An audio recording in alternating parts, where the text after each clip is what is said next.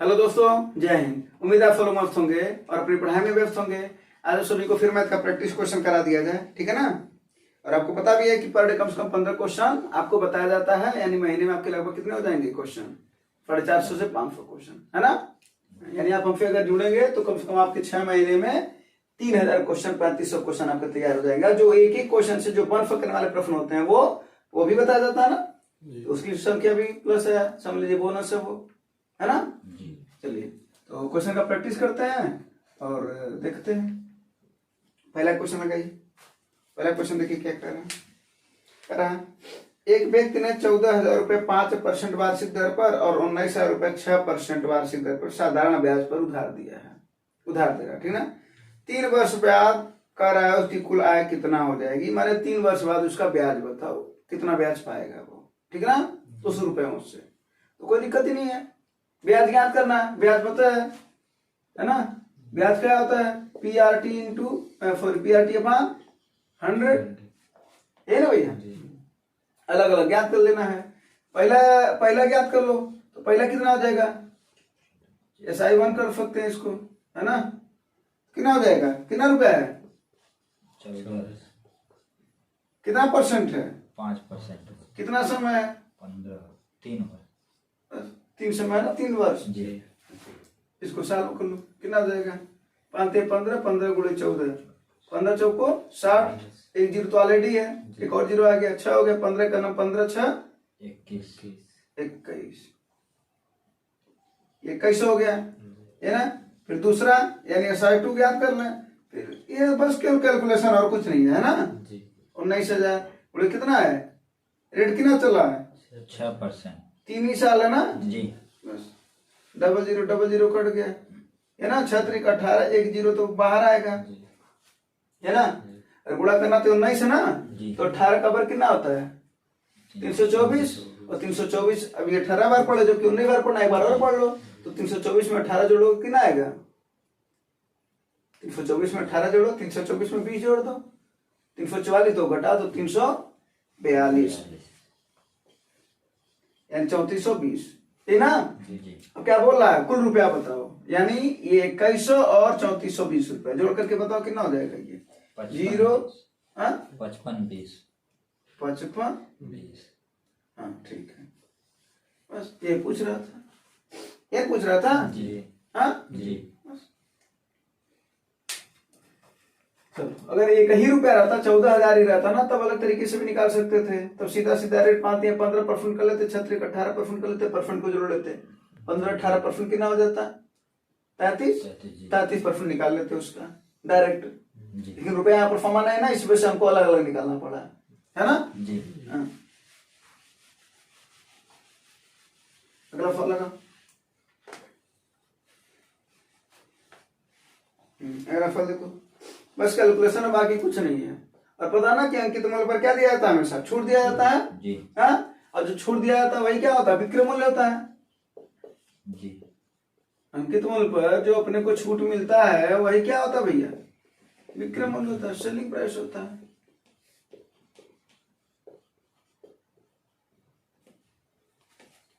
और यहाँ पर कई छूट है तो कोई दिक्कत नहीं, लगा लो।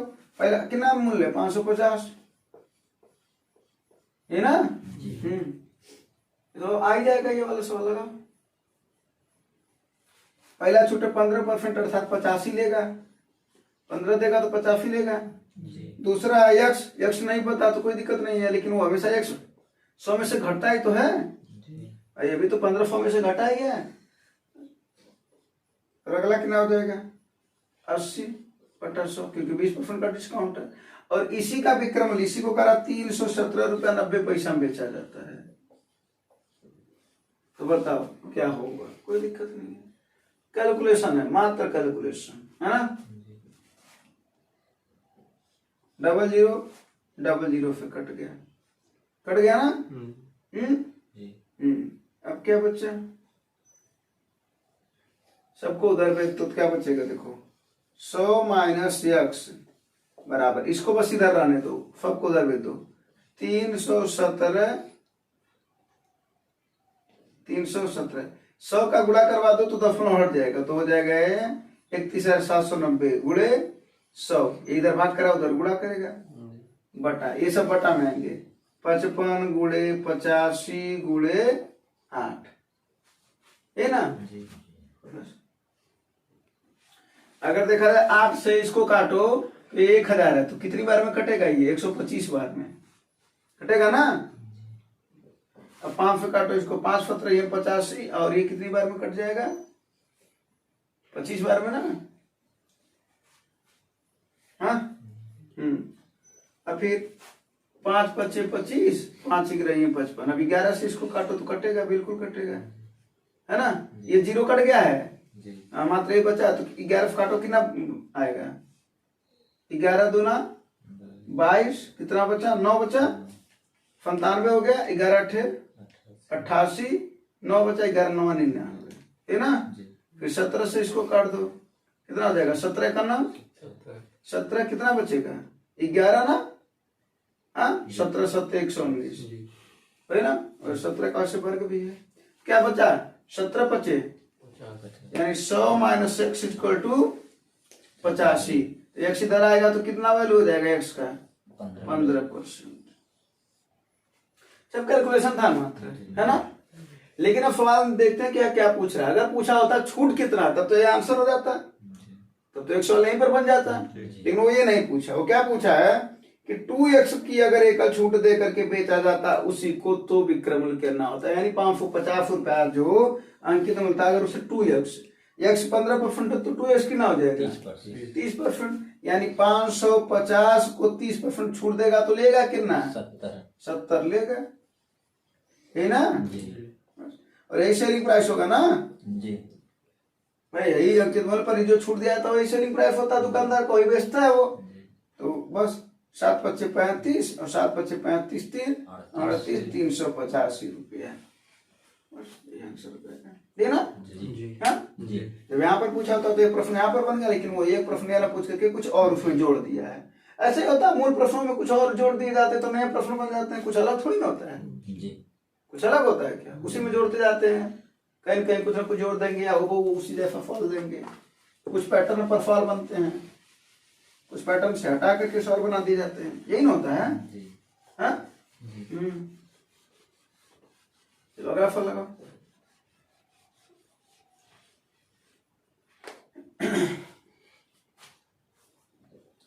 हाँ देखो ऐसे सवाल कैसे लगाए जाते हैं। एक तो वो तरीका है कि जो बोला है कि 2483 में कौन सी छोटी से छोटी संख्या जोड़ी जाए जिससे कि वह 3 4 5 6 से पूर्णतया विभाजित हो जाए, ठीक है। सबसे पहला क्या करना चाहिए कि इसके क्या करो, इकाई अंक से काम करो। किसे? अगर एक बात बताओ, 2483 है, बोलो है कि नहीं है? हाँ अगर हम इसके इकाई अंक को जोड़ो, यानी 7 को जोड़ो, पहला ऑप्शन जो 37 है ना, इसके 7 को जोड़ो तो 7 3, इकाई अंक क्या आएगा?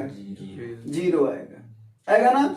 इकाई अंक 0 रहे तो देखो जरा सब 3 4 5 है में 5, पहले 5 को पकड़ो, 5 से कट सकता है कि नहीं कट सकता? जब 0 रहे तो विभाजन करने में 5 एन कहता है, यानी कट सकता है। दूसरा ऑप्शन आप पकड़ा जाए, दूसरे का इकाई अंक 3 है तो 3 3 भाई, दूसरा ऑप्शन एन है 23 तो 3 3 6, 5 से कभी कटेगा? नहीं कटेगा, दूसरा ऑप्शन खत्म।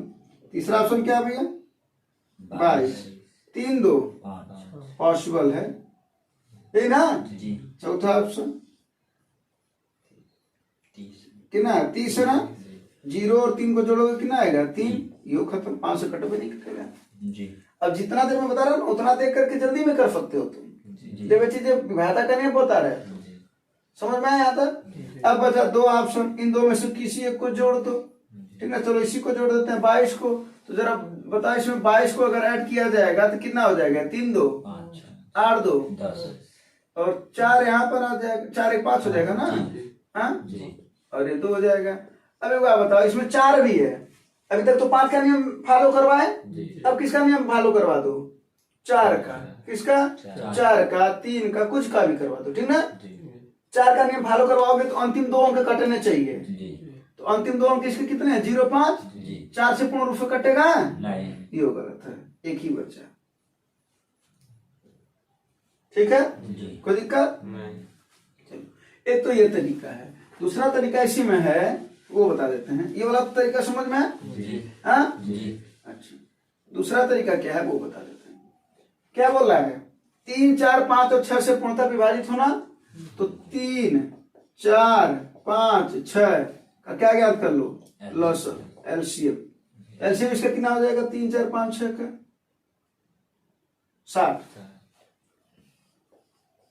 60 हो जाएगा ना? बस 60 से इसको आओ काटा जाए। और अभी तुम्हें एक चीज और दिखाते हैं, इसी में एक और सवाल छुपा हुआ है, ठीक है? हाँ। तो इससे काटोगे कितनी बार में जाएगा? 6 बार में, 6 तो 24, 240, कितना आया? 3। फिर कितनी बार में जाएगा? एक ही बार ना? 3। ये क्या है? शीर्ष रिमाइंडर है। अब एक बात बताओ, अगर ये 23 ना बचता तो ये संख्या पूरी की पूरी क्या हो जाती? कट जाती। हाँ, यानी अगर एक क्वेश्चन बनाया होता कि वो कौन सी छोटी से छोटी संख्या है जिसे घटाने पर इतने में से वो संख्या 3, 4, 5 और 6 से पूर्णतः विभाजित हो जाती, तो आंसर होता कितना? 23। आंसर क्या होता? 23। लेकिन वो ये नहीं पूछा, ध्यान से समझा ना बात को। अगर पूछा होता कौन सी घटाई जाए, तब डायरेक्ट शेषफल को घटा देना, वो आंसर हो जाएगा। लेकिन क्या पूछ रहा है? कौन सी जोड़ी जाए ना, तब क्या करना? तब भाजक में से शेषफल को घटा देना। तो कितना आएगा? 60 में से 23 को घटा दो, कितना आएगा? 7। और यहाँ पर 37। तो इस 37 को इसमें जोड़ देना, तो आंसर आ जाएगा 3, 4, 5, 6 से पूर्णतः विभाजित हो जाएगी। समझ में आया कि नहीं? इसमें 2 सवाल है ना? हाँ, कितना घटाया जाए जब पूछा जाएगा तो क्या करोगे? शेषफल को घटा दोगे, है ना? कितना जोड़ा जाए तो भाजक में से शेषफल को घटा करके जो आएगा वही बोल दोगे, उतना जोड़ा जाए तो ये कट जाएगा पूर्ण रूप से। क्लियर हो? दोनों सवाल क्लियर हो ना? चलो, तो इसका दूसरा सवाल पूछा था, यानी कौन सी जोड़ी है, यानी 37 होगा आंसर, है ना? लेकिन जल्दी में लगाने का तरीका वही है। कौन सा? जल्दी से, हाँ, विभाज्यता का नियम से फॉलो कराओ, जल्दी से काट करके किनारे करो, आंसर आता जाएगा। ठीक है भैया? अगला सवाल है, करा 6 वर्षों में 2 गुनी हो जाती है, तो स्वयं का कितने वर्षों में 5 गुनी हो जाए? देखो, कभी अगर साधारण ब्याज पर अगर सवाल आए तो क्या करा? 6 वर्षों में 2 गुनी, ये ना? करा कितने वर्षों में कितनी गुनी हो? 5 गुनी। अगर कभी भी अगर ऐसा सवाल आए, ठीक है ना, तो तुम्हें करना क्या भैया? देखो, ये 6 है ना? 6 बट यहाँ पर x कर दो, कोई दिक्कत? यानी ऊपर वाला बटे नीचे वाला। यहाँ पर 2 गुनी, यहाँ पर 5 गुनी है ना? इन सभी में से 1 घटा दो, तो 2 गुनी में से 1 जाएगा, यानी कितना बचा है? 1। 5 में से 1 जाएगा, कितना बचा है? 4। बस यही आंसर है। 6 चौके 24 वर्ष। कितने लगेंगे उसे? 24। बेसिक नियम से भी लगा सकते हो, ठीक ना? मान लेते हैं कि मूलधन कितना है? 100 है। क्या करा? 6 वर्ष में कितना हो जा रहा है? वो 2 गुना, यानी कितना हो जाएगा? 200, है ना? तो ब्याज कितना मिल रहा है यहाँ पर? 100 रुपए का। तो ब्याज बराबर क्या होता है? मूलधन गुणे दर। ये तो नहीं पता है, समय तो पता है, 6 बटा 100। 100 कट जाएगा, 6 इधर आ जाएगा, कितना हो जाएगा? 100 बटा 6। ये किसकी वैल्यू हो गई? दर की। अब दूसरे वाले पर चलेंगे। अब दूसरा वाले में क्या करा? इसको, ये समझ में आया ना? इसे मिटा था। चलो, इसे लिख भी लेना। अब वही करा है, फिर 100 रुपए की राशि जो है वो करा है कितने वर्षों में? यही नहीं पता है। कितना गुना हो रही? 5 गुना, यानी 500, है ना? अब ब्याज अपने को कितना मिल रहा है? 400। भाई 100 रुपए से 500 रुपए हो जा रहे, तो 400 के बाद मिला ना? तो मूलधन, अरे सॉरी, ब्याज बराबर क्या होता है? मूलधन कितना? 100 गुणे दर, अभी आया है ना? 100 बटा 6। और गुणे समय, वही तो पूछ रहा अब इस बार ना? पिछली बार समय दे रखा था यहाँ पर 6 वर्ष। 6 वर्ष ना? आग बटे 100 है ना मूलधन, ये बटे 100 तो है ना? मूलधन गुणे दर गुणे समय बटा 100, है ना। जी 100 से 100 कट गया जी। और 4 से 4 बार में कट जाएगा, 6 चौके 24 वर्ष। और आ गया कि नहीं आ गया। जी। अब तुम्हारी इच्छा, चाहे ऐसा लगा लो चाहे बेसिक नियम ऐसा लगा लो। उसमें तो बताइए कि अभी क्या है, 6/1 बराबर 1 ही कम करना है, 1/4। अगर भूल गए तो लिख देते हैं फिर से। क्लियर। जी हाँ जी ऐसे सवाल उसमें भी बनता है, चक्रवृद्धि ब्याज में भी बनता है, जी ठीक है ना। चलो तो उसको सवाल को बता देंगे बाद में, बिठा दें इसे। जी हाँ जी अगला फॉलो करो तो।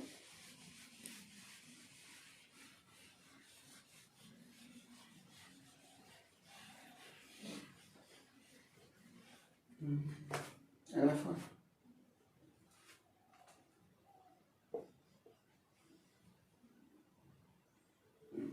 एक तो ये सब जो सवाल आ जाता है अर्धवार्षिक वार्षिक, तो और दिमाग में टेंशन आ जाता है ना जी कि इसको छोड़ ही दिया जाए तो ज्यादा अच्छा है, जबकि ये सब छोड़ने वाले फल नहीं होते भैया,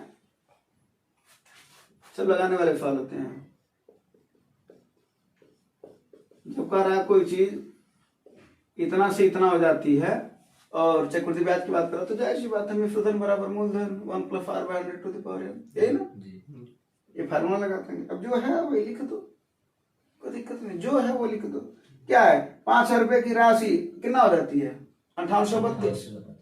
जो लगा रहा है वो लगा, बाकी जो जिनको नहीं आ रहा वो देख रहे हैं, है ना। जी 5832 हो जाती है, माने 5832 क्या है भैया, मिश्रधन अपना।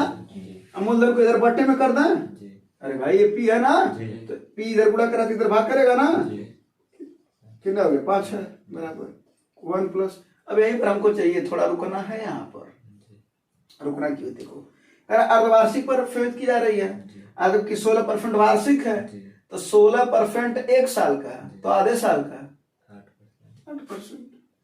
बात करते हैं तो दीपावली इसी की वैल्यू चाहिए, यही ना। जो जैसा लग पाए उसको लगा दो, कुछ बेसिक नियम से लगेंगे बेसिक नियम से लगाओ, कुछ के शॉर्ट मेथड होते हैं उससे लगा दो, लेकिन जब तक बेसिक नियम नहीं पता रहेगा तब तक शॉर्ट मेथड भी नहीं लगा पाओगे। और अगर लगा भी लिए या कुछ दिन के लिए याद भी कर लिए तो वहां पर जाकर के भूल जाएगा, वहां पर माने एग्जाम हाल में भूल जाएगा। और अगर जो पेपर देता है उसको ये पता होगा, ठीक ना। तो कृपया प्रैक्टिस ज्यादा से ज्यादा करें। हाँ जरा देखो ये हो गया ना, अब इसको फॉलो कर लेते हैं। ये किस से कट जाएगा, ये 1000 है ना तो 8 से कटेगा, और ये 3 संख्या 8 से हाँ कट जाएगा 8 से। 8 का नियम क्या कहता है, अंतिम 3 अंक 8 से कटना चाहिए।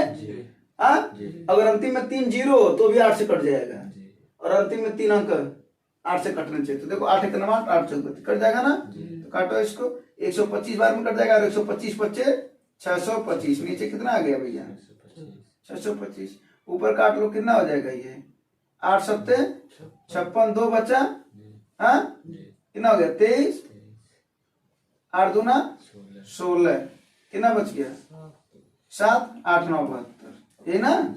हाँ अगर देखो इसको काट दो कितना हो जाएगा 4 दूना 8, 4 25 हम 100, तो 25 से करना 25 2 27/25 पर भैया। जरा एक बात बताओ, अगर जब ये ऐसे आ गया ना तो निश्चित किसी का वर्ग होगा, घन होगा, 4 घात होगा, 3 घात होगा, कुछ ना कुछ तो निश्चित ही होगा, ठीक है ना। तो जरा देखा जाए 737 27 पर कितना घात है, और 625 25 पर, यानी इसको इस तरीके से लिख सकते हैं कि नहीं लिख सकते, दोनों को मिला करके लिख सकते हैं, क्योंकि उस पर 2 घात है बस। अब देखो आधार आधार बराबर है तो कहा जाता नियम कि घात घात के बराबर हो गया, यानी n बराबर 2, n बराबर कितना है। और चूंकि इसको छमाही मानते हुए चले हैं तो 2 का मतलब 2 छमाही, क्योंकि रेट छमाही यहाँ पर निकाल के चले ना, n का वैल्यू 2 आया है जो वो छमाही में आया, यानी 2 छमाही।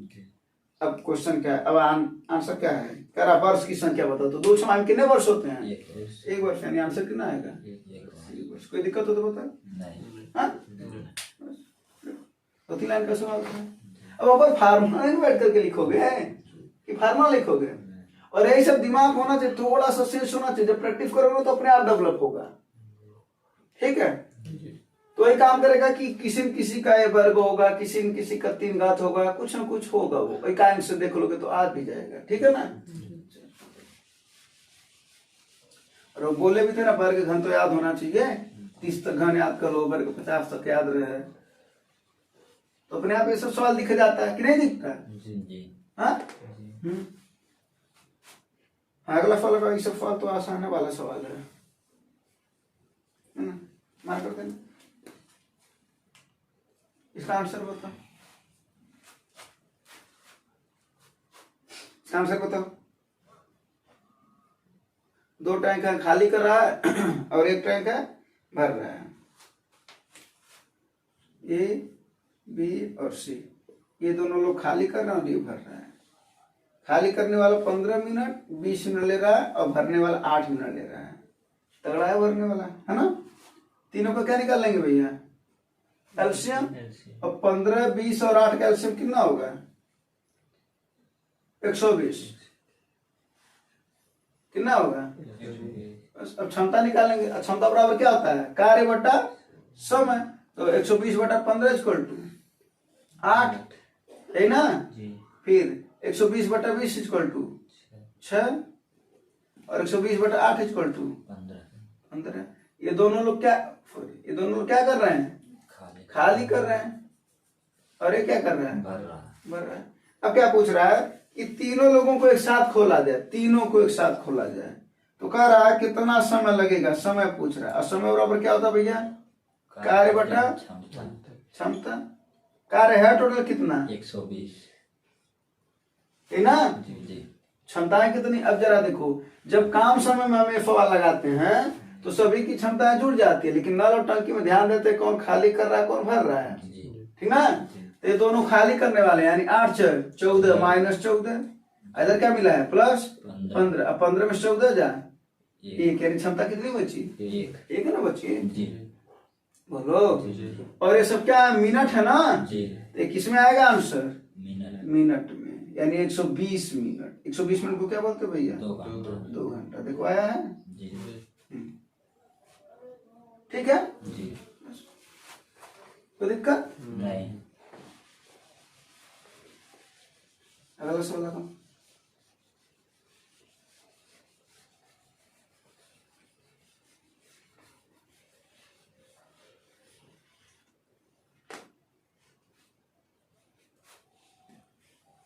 देखो क्या कर रहे हैं, एक वस्तु को 1800 रुपये में बेचने पर उसे 1350 रुपये में बेचने पर प्राप्त होने वाले लाभ का 3 गुना लाभ प्राप्त कर रहा है। आ रहा समझ में सवाल? जब सीधी सी बात, देखो इधर क्या कर रहा है, जिनको नहीं आ रहा वो देख लें। लाभवान है ना कुछ, कह रहा इतने रुपए में बेचने पर इतने रुपए, फिर प्राप्त होने वाले लाभ का 3 गुना कमा रहा है, यानी जो लाभ 2 है, ठीक है, उसका 3 गुना है। कोई दिक्कत हो तो बताओ। बोलो। बात खत्म। लाभ बराबर होता क्या है? लाभ बराबर होता क्या है? विक्रय माइनस क्रय। विक्रय मूल्य ज्यादा होना चाहिए, क्रय मूल्य कम होना चाहिए। बोलो। तो लिख लो ना, विक्रय मूल्य कितना है? 1800 रुपया। क्रय मूल्य मान लेते हैं x बराबर 3 गुणे, यहां पर विक्रय मूल्य कितना है? 1350 रुपया माइनस क्रय मूल्य x। कोई दिक्कत हो तो बताओ। बात खत्म। इसी को सॉल्व कर लो। समझ आया कि नहीं आया? ये पार्ट समझ में आया? हाँ? कह रहा पहला जो लाभ है वो दूसरे लाभ का 3 गुना है। 3 गुना ये है ना, तो ज्यादा है ना। 3 गुना माने अब इसको 3 गुना कर दो तो ये और ज्यादा हो जाएगा। और है का मतलब होता है बराबर, है का मतलब हाँ। अब इसी को सॉल्व करो, क्या हो जाएगा? 1800 माइनस x बराबर कितना हो जाएगा? 3 का 1350 में गुणा कर दोगे, 0 5 3 15, 3 3 9 1 10, 3 1 3 1 4 माइनस 3x। इसको इधर भेज दो तो 3x क्या हो जाएगा? प्लस हो जाएगा ना। तो 3 में से 1 x जा, और इधर 40 50 में से किसको माइनस करोगे? 1800 को ना। कितना आ जाएगा? माइनस करके बताओ कितना आएगा? ये 0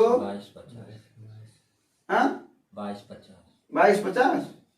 बस अब 2 से काट दो, 2 1 9 2 2 1 9 2 25, है ना? यानी क्रय मूल्य कितना है 1125 रुपया। कोई दिक्कत?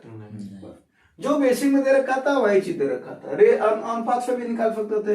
लाभ 1 और लाभ 2 का अनुपात है 3:1, जाहिर सी बात है, क्योंकि वो ज्यादा है लाभ 1, है ना? कोई दिक्कत हो तो बताओ। अगला फल लगा।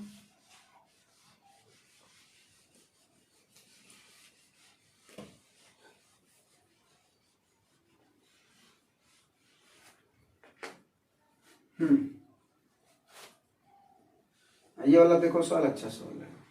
रघु ने 100 रुपया की दर से 100 रुपया में 12 की दर से खरीदा। 12 दर से माना एक पेन का दाम 12 रुपया, ठीक ना?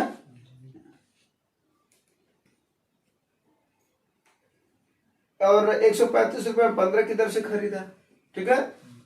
यहां से चाहोगे तो एक एक पेन का दाम निकाल लो, फिर उसको जोड़ दो, दोनों का क्रम आ जाएगा। हाँ, यहाँ तक दिक्कत नहीं है ना? फिर आगे क्या बोला, 20% लाभ अर्जित करा दो, यानी उसका 120% निकाल दो, वो एक पेन का भी क्रम आ जाएगा।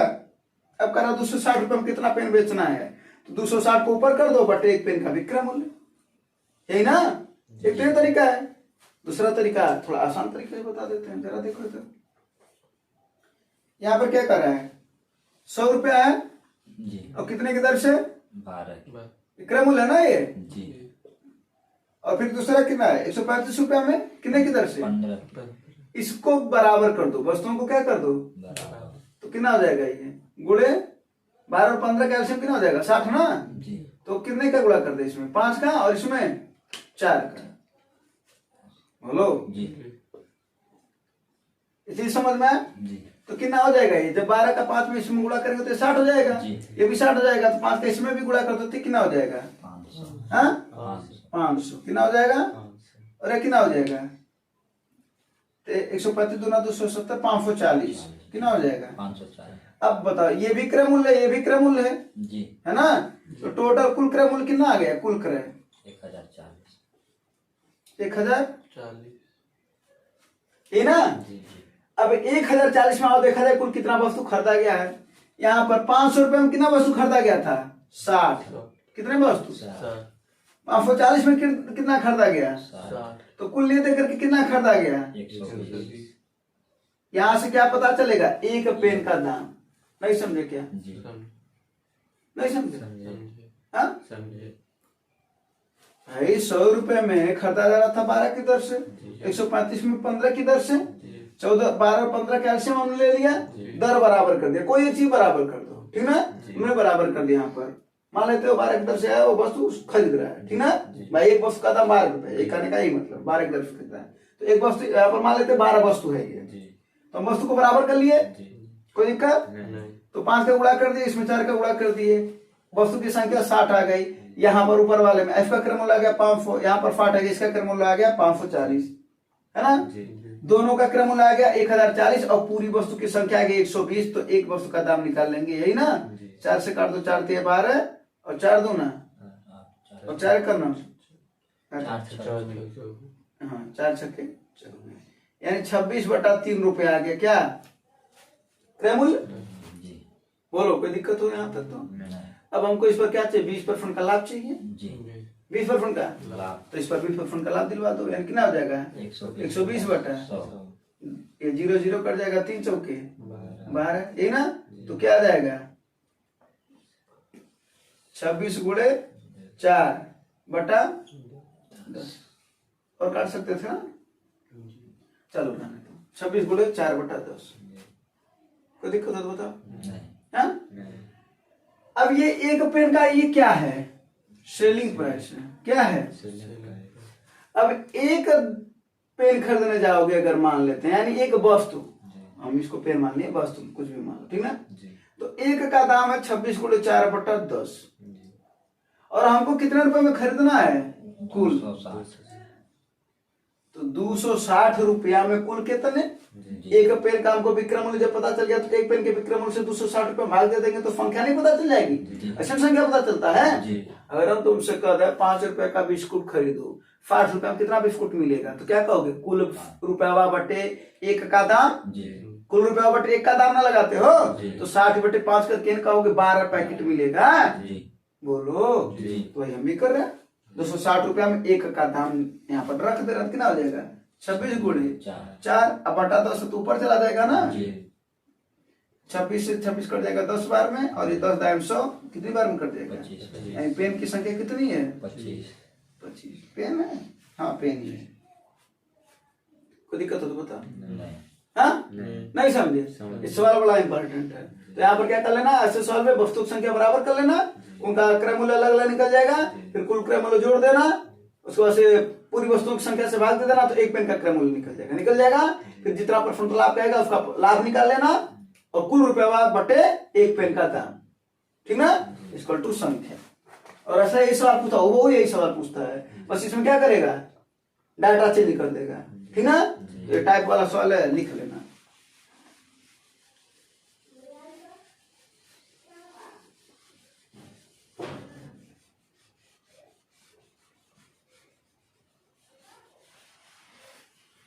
और भी सवाल है? ये वाला सवाल देखो, कह रहा है 73,500 की धनराशि को ए बी सी डी में बांटा जाता है। ए और डी का हिस्सा का योग क्या होगा? ए और डी कितने हैं, कितना अनुपात में? 3, 7, 9 और 11। ये ना ए बी सी और जी ए और डी का पूछ रहा है ना, तो 3 11 14 जी ये नहीं पूछ रहा है। कुल कितने हैं? 11 9 20 20 10 30 और एक कुल कितना रुपया हुआ है? 30 ऐसे आंसर हो जाएगा, ये ना हो जाएगा। जी। ये सब तो सवाल आसान वाला सवाल है। 0 से 0 कट गया, 3 से इसको काट दो, 3 दूना 6, 1 बचा, 3 चौक 12, 3 पच्चे 15, यही ना। 14 और इसका गुणा करना है, बताओ कितना आंसर आएगा? 14 पच्चे 70, 7 14 चौके 56, 56 7 63। जी कहीं 3 दिख रहा तो वही मार दो, पहला वाला ऑप्शन हो। बोलो। जी 34,300। इकाई 3 मतलब 2 जीरो के बाद का इकाई, उसके बाद से बोले 3, ये ना आएगा। जी हाँ जी चलो। हाँ अगला फल।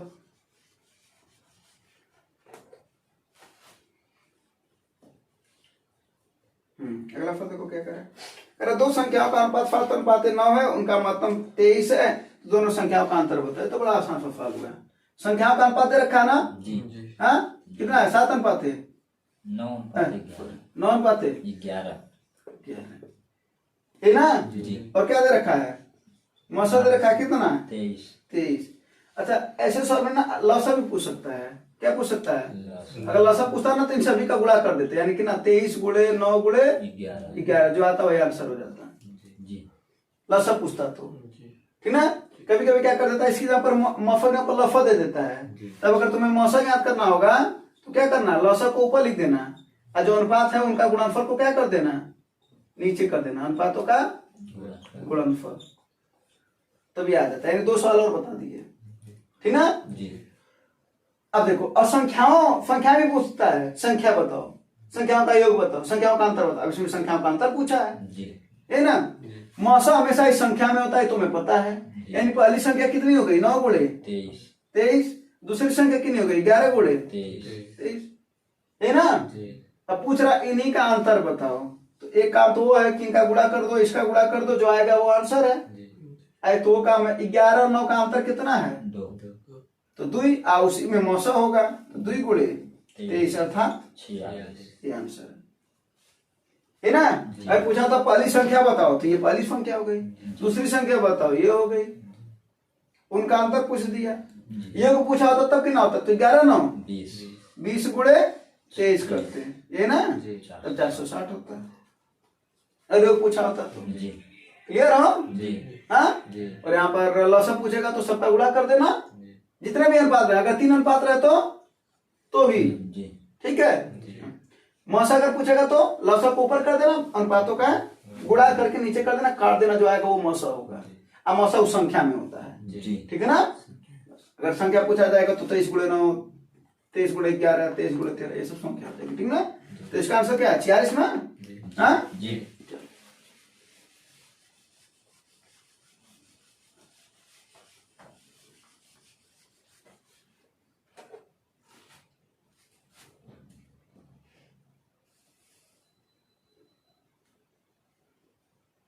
चलो एक सवाल और बता करके उसके बाद से एक सवाल होमवर्क दे देते हैं, फिर वहीं से कल से शुरू करेंगे ना।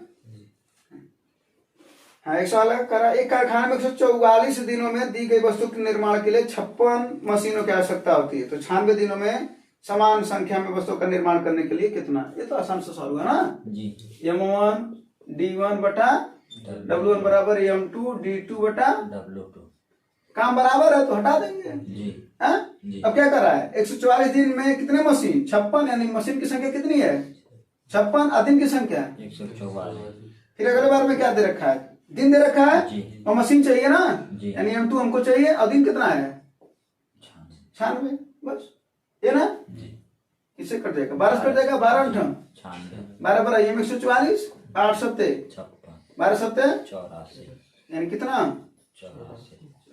कोई दिक्कत? नहीं। हाँ? नहीं। अब जो एक सवाल दे रहे हैं ये अच्छा वाला सवाल है, ठीक है ना? जी। हाँ, और ये पूछा भी जाता है कई बार, तो इस सवाल को लगाना और इसका आंसर बताना, ठीक ना? जी। बस हिंट दे देते हैं कि 15 रुपया प्रति वर्ग मीटर दे रखा ना, जी। तो सॉरी वर्ग मीटर का देखा 15 रुपया प्रति मीटर ना, और उससे कितना खर्च हो रहा है? 2880 रुपया। तो समझ लो क्या दे रखा है? वो आयत का परिमाप। कैसे पता करोगे? 2880 बटा जब 15 कर दोगे तो आयत का क्या आ जाएगा? परिमाप आ जाएगा।